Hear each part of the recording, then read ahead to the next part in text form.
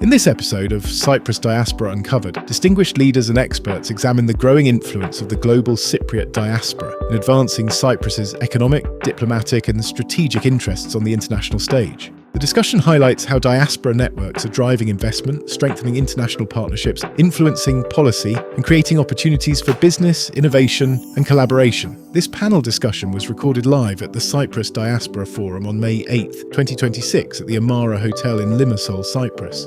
I'm going to let the speakers introduce themselves, and then we're going to go over the topic, and then we're going to get into some questions. So please, Chris, why don't you introduce yourself? Thanks for having us, and thank you everyone for being here. My name is Christofi from Melbourne, Victoria, Australia.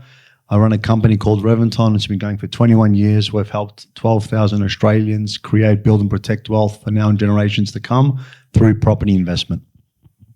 Thank you. Good morning, everyone. My name is Varvara Athanasiou Ioannou. I was born in Greece and I migrated to Australia in Melbourne without English. So I was educated in Australia in education and human resources, and my journey has been shaped by lifelong commitment to connecting people, purposes and identity across borders. I worked in the area of diversity and inclusion, and that's been my whole life purpose. I'm a wife, a mother, a grandmother, an educator, a HR professional, a founder and an author and a cancer survivor. So in the last 10 years, I share my time between Melbourne and Epirus, Greece. Both my husband and I are cancer survivors, so we've opted for that lifestyle. So across 3 careers and decades of community engagement, I have learned that meaningful change does not begin with resources, formal titles, and or recognition. The recognition begins with vision, courage, and the willingness to bring people together. Now, as the founder of the Food for Thought Network, that's why I was invited here. People think it's food, but it's not. It's the Greek-Australian Women's Network, and in Greek we call it Δίκτυο Πνευματικής Τροφής Ελληνίδων Αυστραλίας. It's a network that I founded 25 years ago on the 25th of May this year. So through that network, I have created spaces for women to speak, and my legacy is 160 events, raising awareness of what helps and prevents women to succeed. A book, Her Voice, Greek Women and Their Friends, where I've interviewed 50 women sharing their stories about what was it like growing up in Melbourne, in Australia, and telling their authentic stories. And a global conference 2 years ago in Yanina, Women and Hellenism, that brought together people from all around the world, not just women, men as well. So today my work, I'm now retired. I hate the word retire. I'm still working on my pro bono work, and my work continues to focus on one question: how do we create spaces where people feel seen, heard, and also valued? So thank you. Hello, everybody. I'm Neophytos Loizou. I'm a professor in international conflict analysis at the University of Warwick. I'm also a member of the diaspora. I now live in the UK. Before that, I was in Northern Ireland. Before that, US, Canada. So I have a little bit of a diaspora background, except Australia. I also connect academically to the study of diasporas. For many years, I was running public opinion polls in deeply divided societies, including Cyprus, what preferences people have in terms of finding peace. It's a big questions. And a few years back, we decided with colleagues here at the University of Cyprus to extend the survey to the Cypriot overseas diaspora. So we have run the surveys and public opinion experiments both in Greek Cypriots and Turkish Cypriots, but also on Greek Cypriots and Turkish Cypriots in the diaspora. So I have some fascinating stories to say and findings. Also develop a methodology of how to study the sizes of the diasporas worldwide with some colleagues who work in math and statistics.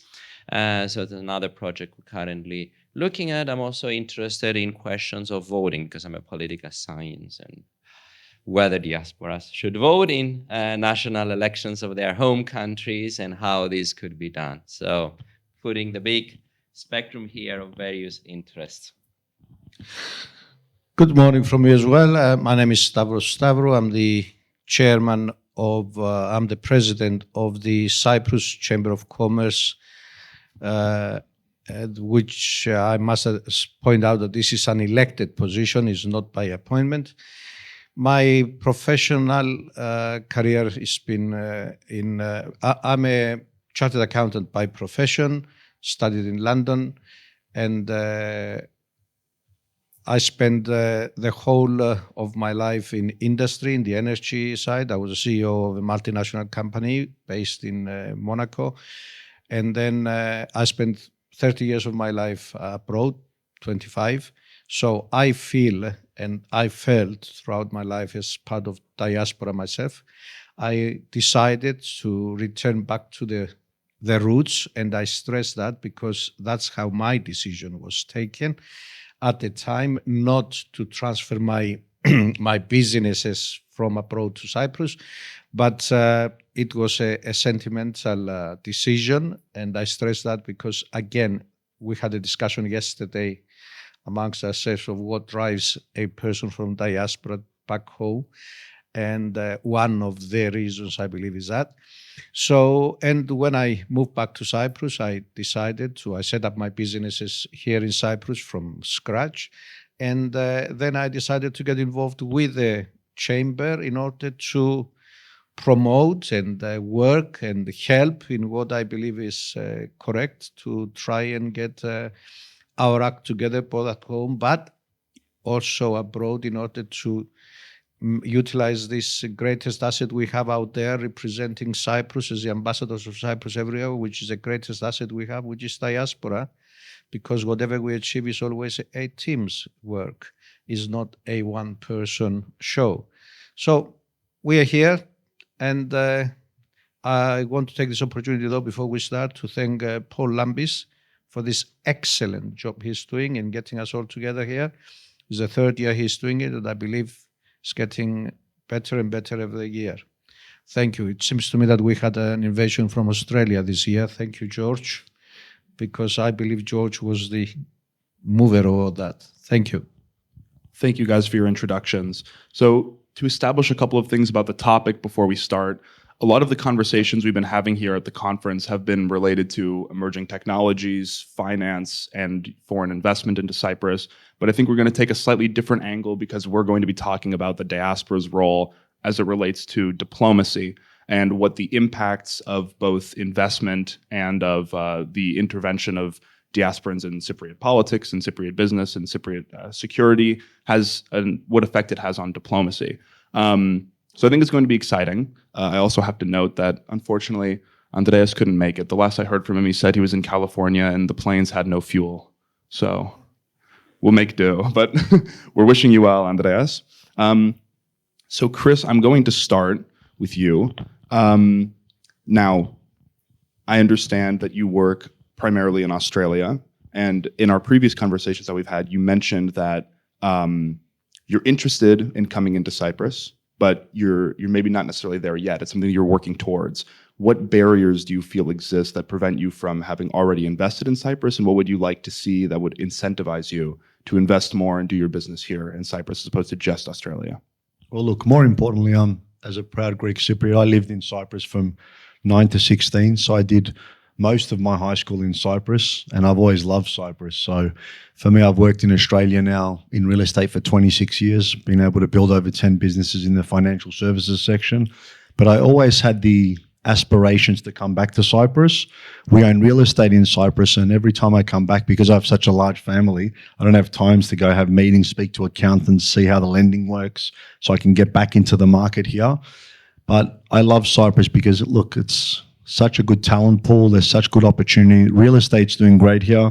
I speak to a few of my cousins who are Asians, who are architects, and I know there's a very, very good opportunity for people to make money in Cyprus.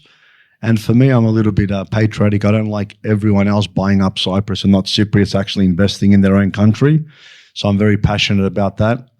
So the barriers would be making it easier and having that understanding. Where do we go to go? What banks do we speak to? What does lending work like? What does citizenship look like? So I'm definitely going to be taking a more active role to understand how I can get my money working over here in Cyprus, and a lot more people from abroad, the diasporians, coming here and investing in our own country. There is great opportunity. We can make money, but it's also nice having Cypriots, their parents are Cypriot, their grandparents are Cypriot, investing in their own country. Fantastic. Varvara, I have a question for you. So you built a long-standing global volunteer networks through the Food for Thought network. What would you say sustains diaspora engagement in the absence of formal institutional and financial structures? And then I take it one step further, is what impact do you think that actually has on both community building and also diplomacy?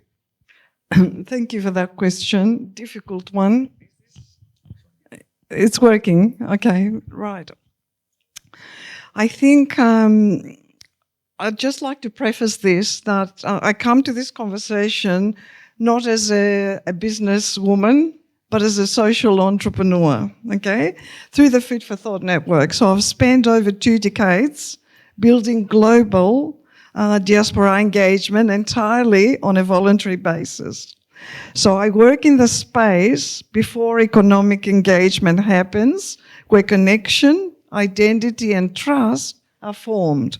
And I would argue that without that foundation, Alex, much of what we will be discussing here today is difficult to sustain. So to illustrate how engagement happens without funding, I'd like to use an example. I'll use an example of the Global Women and Hellenism Conference, the inaugural, that conference that I initiated and delivered in September 2024 in Yanina, Greece. Started with 0 budget. The network, Food for Thought network, was known because of its, had a very good reputation. My book had come out, and during COVID, I set up a closed Facebook connecting women globally. I opened up Zoom every Sunday, and we discussed issues affecting women, health and well-being during that time, but also relationships, how to manage it all, having kids around, learning, and all of that kind of stuff. So when I started talking about the conference, nobody believed that was feasible because it was 0 budget. However, because of the vision that I had, which we communicated and we sent an expression of interest to see whether this was feasible, all these women and men from around the world said, wow, we like this topic. We like the women, and nothing happened before. So we want to be part of it. But how do we do it? No money. So the people that wanted to come then became advocates for the network because of the culture, because of the vision of what we were trying to do, which was something bigger than the individuals. So they went to different people and said, well, let's help this woman. Started fundraising, went to different newspapers, Neos Cosmos in Australia, Greek Herald, ERT in Greece, Phonitis Eladas, and also an American newspaper, and they all became sponsors, media sponsors. Then various other businessmen who were friends and knew of the network also came forward and donated some money. So what I'm trying to say here is, and when I was running, in one of my careers, I was running sales training, and we used to say, people need to know you, people need to like you in order to buy from you.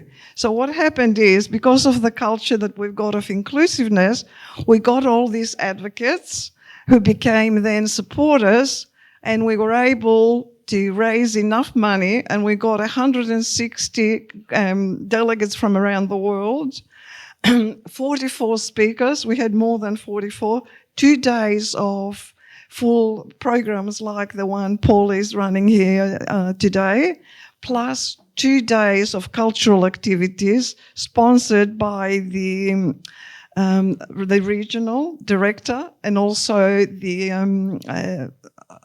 mayor, and we had the Chamber of Commerce sponsoring the gala dinner, and others sponsoring. So everything was paid, and I was able to manage this because of that vision and because it resonated with a lot of people.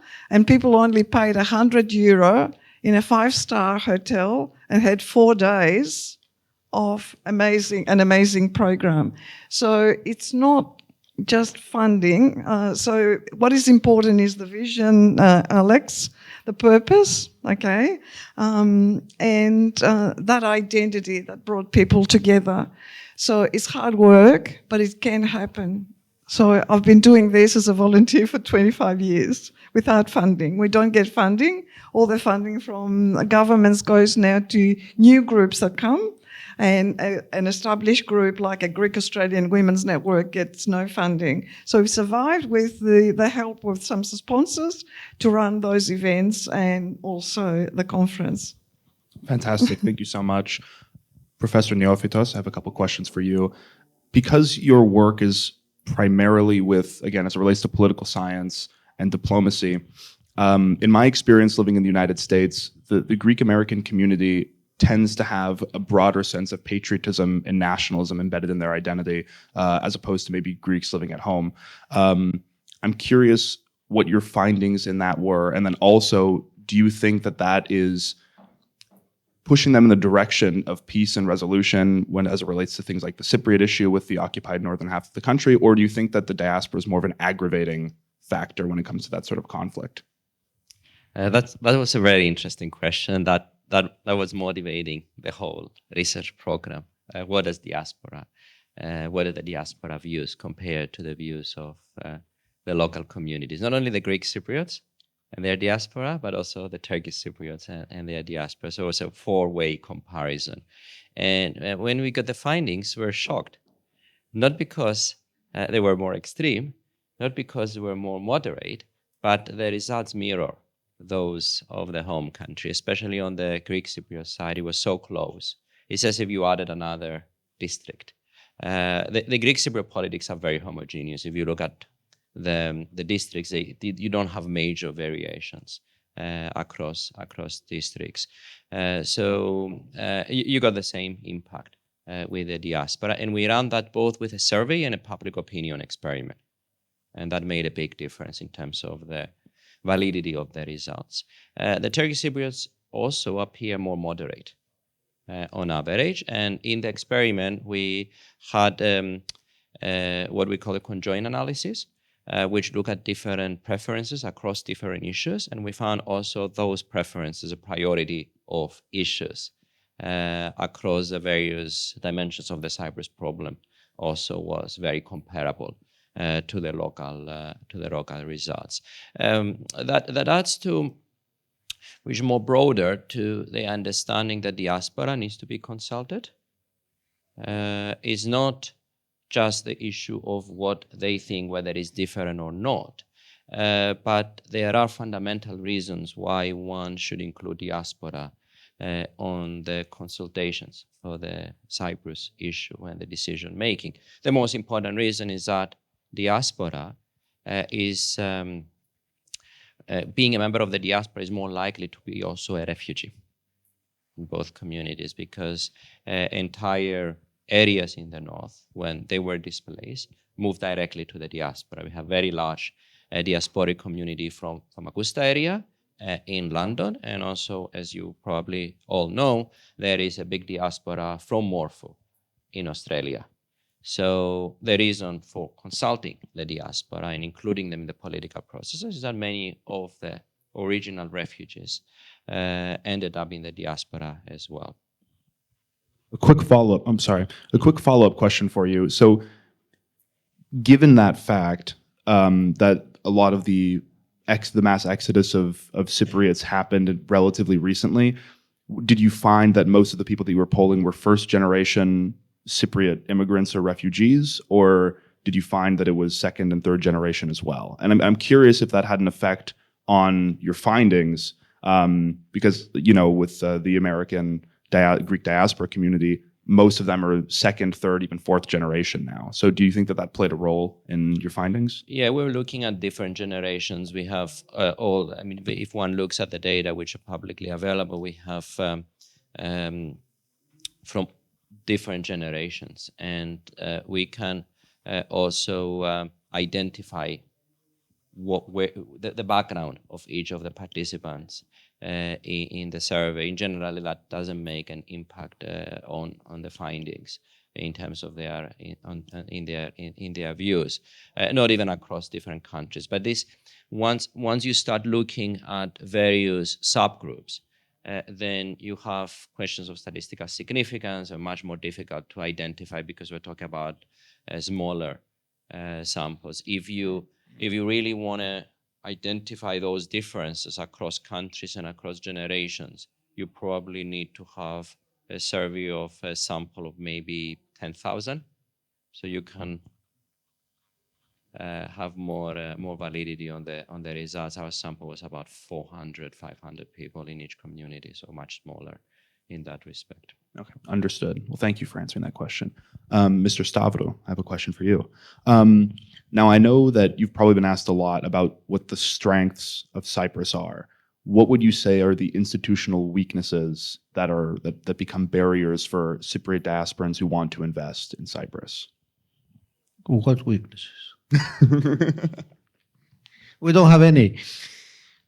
Well, unfortunately, I wish it was like this, but you're absolutely right. And these weaknesses do not affect only diaspora or FDIs, foreign direct investments. They affect also the locals. And we don't try to hide the weaknesses. Yes, we have a lot of strengths. Yes, there is a lot of reasons why one should come back to Cyprus or come to Cyprus. But we have the problem that I must admit you find in most other countries, because I did spend some time in Germany, in London, as I said, in Monaco. The red tape, the bureaucracy, and you find it everywhere. But okay, in Cyprus, being a smaller community, being run by rather older legislation that was brought to us back in the 60s when independence took place, and it's changing. But you know, in a system like ours, a presidential system where the president has to recommend a legislation, take it to the parliament. If there is no majority there, then discussions will have to take place, exchange of views and all that. That takes time. A lot of things have changed in order to, in an attempt to reduce bureaucracy and red tape, but it's a slow process. That is one of the main issues. But we're working on it. It's not something that we will change overnight, but it's important. Now we started using technology, even AI started being used in trying to cut through bureaucracy. And when I say bureaucracy and red tape, we have a very different, somebody mentioned it yesterday, I think it was, I can't remember, I apologize, in one of the panels, that there's two ways of thinking. There is the commercial way of thinking and there is the governmental way of thinking, which means not the government, the elected government, but the civil service. And there, it's very difficult, because if you're bound by old legislations that give you very strict guidelines, well, no civil servant will take the decision to deviate from that and take a risk on its own self in order to help you out. And that's where things become difficult, because there's nothing black and white in business. It's all gray area. And when there's gray area, judgment is required. But when there is a legislation that doesn't allow any judgment to be used, then that's when things get really difficult and slow. Now that's one of the of the aspects that we find that affects the daily situation. Now, as I said yesterday in a smaller group, Cyprus society goes through their teenage development right now. It seems that especially our youngsters, but as a society, we know and we have learned, because we all been out there, we saw and all that, we know our rights. But when it comes to responsibilities, we sometimes behave and talking society-wise, like teenagers. We refuse to change if it doesn't suit us. That created a bad name about Cyprus and how things are done in Cyprus and the other. Now, we have done a lot of work to get rid of that. I believe we're heading to the right direction. We've changed a lot of things and we get good results because we can see those through articles in the press abroad and all that. And I'm not talking about paid advertised articles. I'm talking about genuine experiences and articles. But again, that needs time. We say in Cyprus, να σου φκεί το μάτι μπορεί να σου μείνει, σου φκεί το όνομα. And this is absolutely true. If you have a bad name, you're better off without one eye rather than a bad name. But and we're working on that. We're fixing it. It shows our government now. President Christofi has done a grand job in doing that because he's constantly out there, genuinely promoting Cyprus. And when I say genuinely, because he doesn't hesitate to point out what's wrong and how we can help it, how can fix it, while at the same time he points out what was fixed. That's how you become more convincing. But we have a long way to go. But don't forget, we have a lot more positives than negatives. I know people usually, and it happens everywhere, they tend to bring up the negatives. Why? Because there's a lot of competition out there.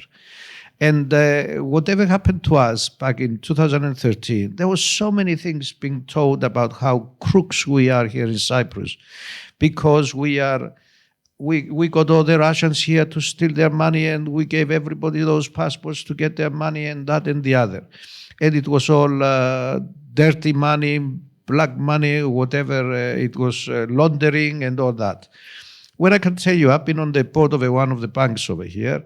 In 2017, we had a visit from the Undersecretary of Economy of the US, coming over here like a sledgehammer, trying to tell us to shut down all holding companies that don't have any transactions, because the money held in those accounts, he said, and that was a policy, were laundered money that was sitting in black accounts, in shady accounts. Well, definition of a holding company is one that receives dividends or holds companies, but doesn't have transactions. That's a whole definition, and we didn't develop that. The Dutch did.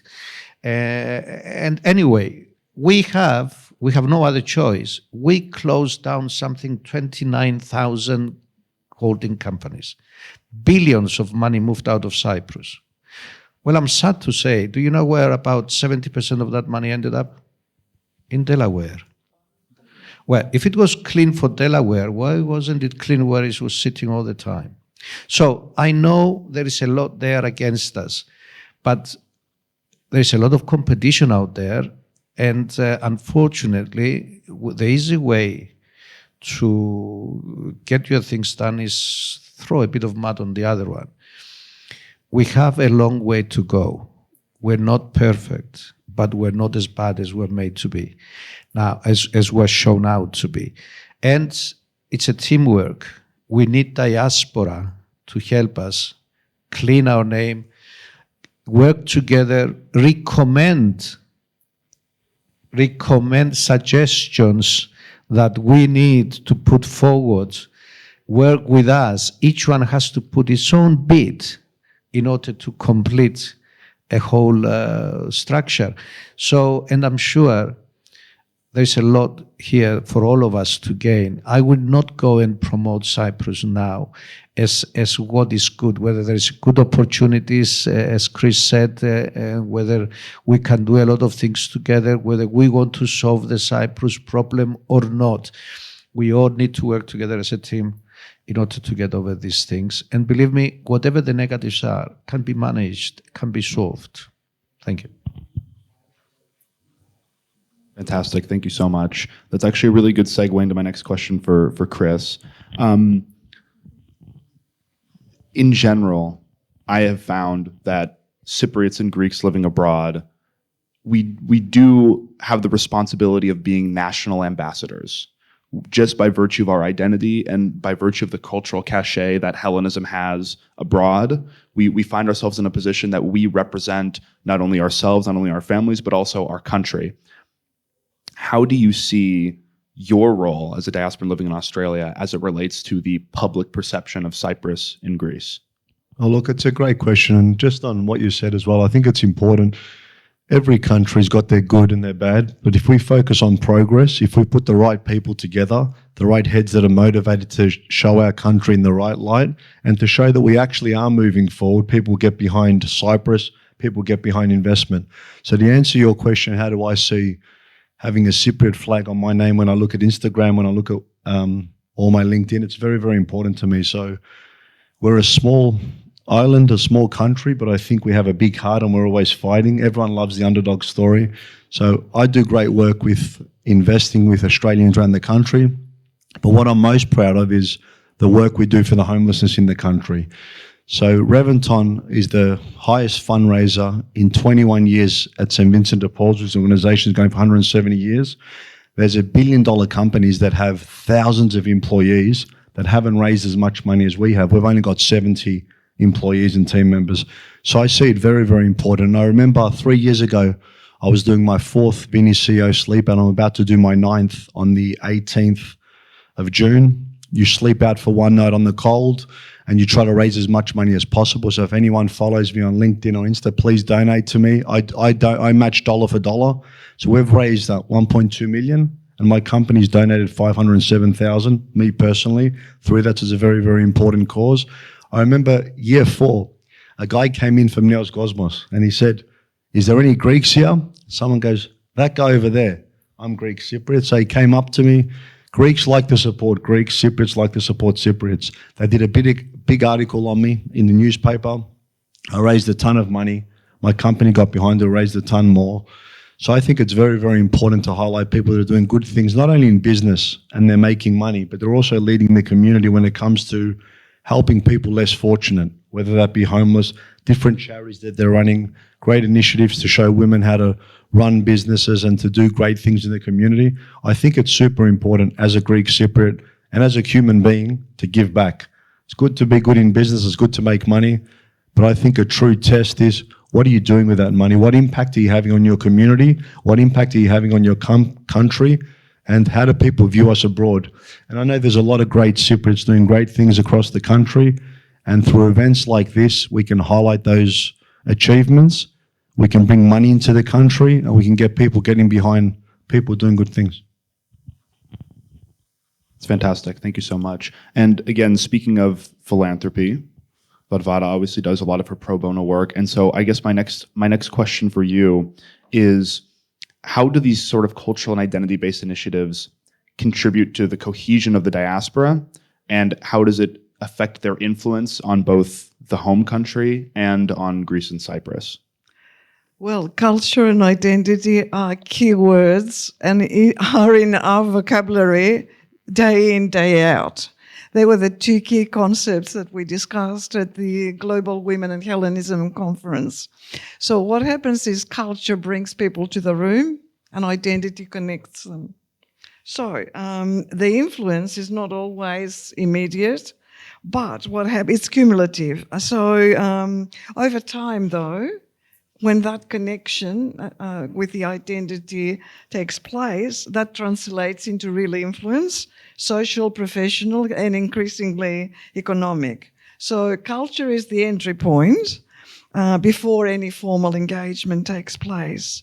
So the conference that I'm talking about was a clear example of how culture and identity operate in practice. It wasn't just an event, it was a space where women connected through shared heritage, value, and lived experience. And that created immediate connection, trust, and cohesion, even among people that never met before, like we are experiencing in this conference today. And from that, influence began to emerge through dialogue, visibility, and ongoing engagement. So identity created connection, and connection created momentum. And that's how influence happens. So 2 very key words, Alex. And as I said, influence is not immediate. It's cumulative and it takes time. Thank you so much. Professor Neophytos, I have another question for you. Because you mentioned the diaspora inclusion in elections, I'd like to know your opinion on that. I'd like you to share with us whether or not you think the diaspora should be involved. And I have a quick comment on that before you start, because this is an issue that I talk about quite a bit on my channel. I have always been of the opinion that they should be included in the legislative process. Actually, to tie in what Mr. Stavrou said, there is a balance of rights and responsibilities when it comes to civic participation. And with the diaspora, those who maybe don't have citizenship or don't feel that they have the right to participate in the legislative process, they may not be so inclined to also bear the responsibilities of civic participation.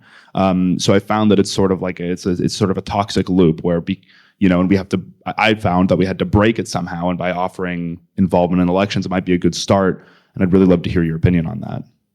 Yeah, I mean, there is a lot of work on that, and there is always an opportunity to break the toxic loop. A lot of countries have designed electoral systems to include the diaspora, so you don't need to reinvent the wheel here. Public initiatives, private initiatives, philanthropic campaigns, businesses are all great. But in the absence of former political institutions, there is a danger that gradually the diaspora would disappear. We're not representative samples here.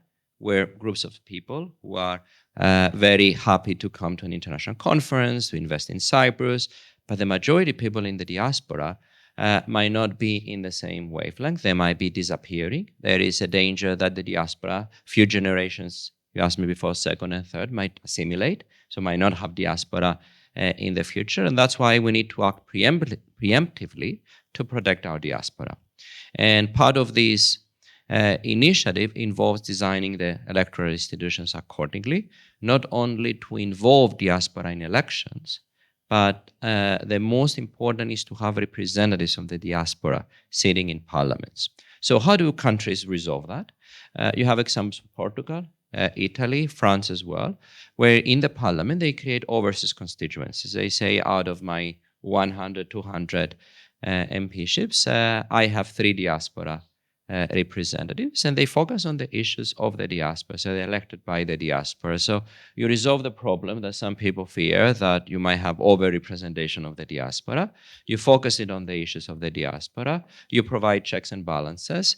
In the Cypriot parliament, for instance, we have representatives of the Maronites, Latins, and Armenians who want to vote for their own issues. You can do it. Yes. You can have it on a symbolic level.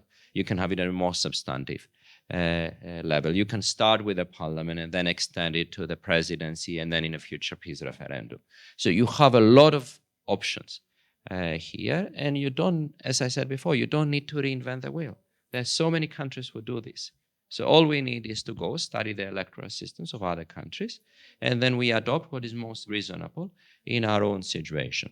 Immediate advantage is that you build a bond, you build representation, you have people that you can trust, you can identify the problems with the diaspora, you can look into these people as ambassadors in terms of business, in terms of education, in terms of philanthropic funding. If you have an issue with your own organization, you know who to call.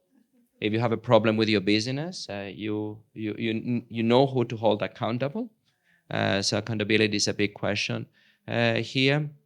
So one of the future ambitions of mine is to help design this electoral system for the diaspora. So diaspora could be part of the process of deliberation. We start with small steps, and then we can extend it into full representation. And Mr. Stavrou, I'd love to hear your take on that, and if you believe that this sort of civic participation would have a positive impact on investment in Cyprus from the diaspora. Thank you, Alex. I want to take, as you said, from where Professor left. You said, as we go through the years, diaspora, through the generations, diaspora will probably disappear because they will not have a link back to the country. And you said, for those of us who are not citizens, now, wherever you are allowed dual citizenship, I believe that you should all diaspora should encourage their children and themselves to get Cyprus citizenship because they're eligible for it. It's just that they never applied for it. For reasons, if one of the reasons is because wherever you are not allowed a double citizenship, that's a different story, dual citizenship.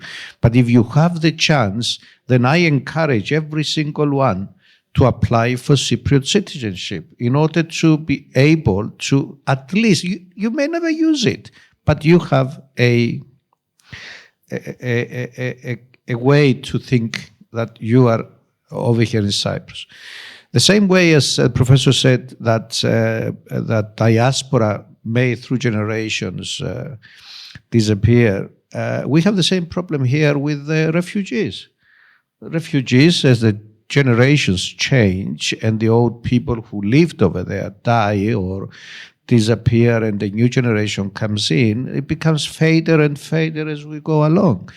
And that's, unless we resolve the problem, that's something that I believe personally, is that should be there, and there should be that identity. Otherwise, there's no problem to resolve. Now, I agree with Neophytos that we have to start from somewhere and gradually build on it. We don't have to reinvent the wheel, but the idea of having representation of the diaspora, I personally agree to it. I'm not sure what sort of the plus and negatives will be if we put it out on open, but I'm sure you studied it already. But I believe it's something like the good examples that Neophytos brought, Maronites, Armenians, we can have it in Parliament. Now, one idea I heard yesterday, and I intend to promote it with the government, came from a panel, I think it was Lambis who pointed it out, that we can start perhaps with diaspora agency, which we can give it a proper status, though, through legislation. And then through that agency, then we can move to the next stage, and then to the next stage, and then we come to the final one that Neophytos is putting out. But don't forget, any change that especially includes the constitution is not an easy thing to happen in Cyprus, especially due to the partition and the absence of the Turkish Cypriot members of parliament. That is not, and anybody can challenge it at any time. So we have to start to find some sort of hybrid ways of doing that, rather than either organizations, agencies that we can promote, do the same job, but yet Neophytos said that whenever you need something, you can call your guy in Cyprus. Yes, we have to have an anchor here that anybody should be connected to. Now, how would that help investment? Of course it will. I mean, you don't need Stavros to go through and explain. It's so obvious that when you have an anchor, when you have something tying you to something, then the rest will come by itself.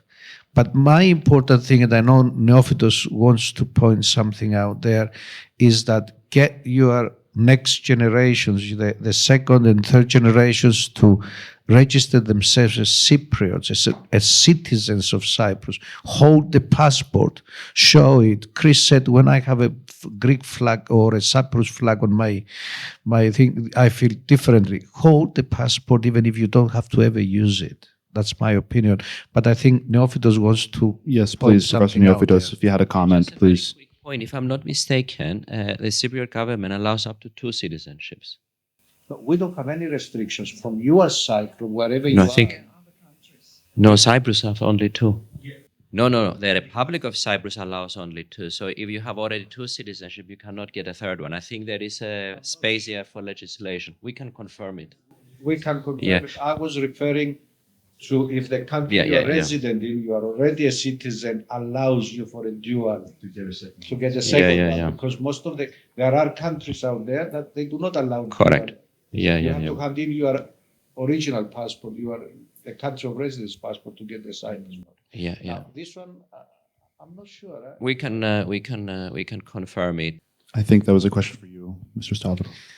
Starting from the original one, the passport, George, I'm not aware of the problems as such, the procedures, because I never got involved in that area. It's not my area, but let's work together in order to see how we can promote this through the government, and then let's have some suggestions, and we will take it to the Ministry of Foreign Affairs. And I don't want to put her on the hot spot, but she just entered the room. We were having a really lovely debate. So, and exactly. the deputy minister to the government, Mrs. Piki, welcome to our session, and we will put some suggestions, George, and promote them to the palace and the foreign affairs, and see what we can do with our ambassador over there, and try to help out on this problem and see if we can solve it. Now, as far as the haircut is concerned, that's a long-standing discussions going on. There was a lot of people out there that got a lot of money, including the speaker right now. But I know that there are actions taken where a fund is trying to be put together, and depending on where the money was deposited, whether these were shares or whether they were deposits or other sorts of investments that they were haircut at the time, some sort of reimbursements starting from the risk-taking at the time has started already. So this is not something that's going to be resolved overnight, and it's not something that affects only the Australians, but it affects all diaspora, but also the Cypriots back home. Now, I strongly believe that I go back to my original thing, because we want to keep the diaspora together, existing, not together. Diaspora is diaspora, but we have to keep them existing, because as the generations follow, then they're disappearing, and we need to make the passport application and processing of the second and third generations of Cypriots that are allowed those passports to be easier, so that we can encourage them to get the Cyprus passport before they forget themselves that they are Cypriots. And George, before you leave for Melbourne, I want us to get together, and I want to know what this procedure of the passport is, so I can work with the Foreign Ministry and Mrs. Piki. Καλημέρα Ειρήνη. Και οι άλλοι Ειρήνη πίσω. Thank you very much. Εντάξει, George, we'll get together. Ladies and gentlemen, I think it's past 9:45, which is the end of our time, which is really a shame because we had a lot. I know we were just starting to get into it, and we had a lot more time. I do want to thank all of our speakers so much for their input and for this conversation. I think it was really enlightening. I want to thank everyone for coming, and I can relate to some of the passport woes. Although I am a Greek citizen, I had some of the same issues, so I'm sure we have a lot in common in that sense. But thank you all so much. Thank you for listening to Cyprus Diaspora Uncovered. Subscribe to our podcast on Spotify or Apple Podcasts for more inspiring conversations that are shaping Cyprus's global future. You can also explore more episodes on our website and selected video interviews on our YouTube channels.